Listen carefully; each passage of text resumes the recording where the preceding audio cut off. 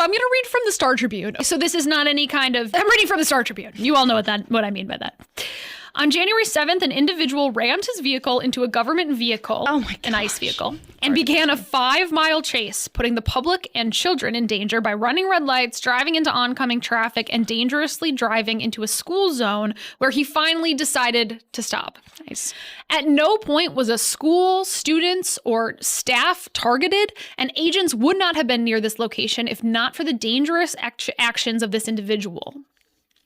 Department of Homeland Security Assistant Secretary Tricia McLaughlin said when officers were removing the man who led the chase from his vehicle, a person who identified himself as a teacher proceeded to assault a Border Patrol agent, and rioters threw objects and dispersed paint on the officers and their vehicles.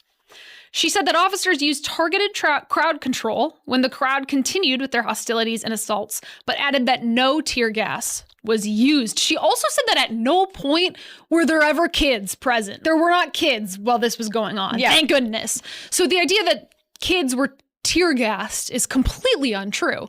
And so horrible that Peggy Flanagan is spreading that lie. It truly gets to the level of propaganda.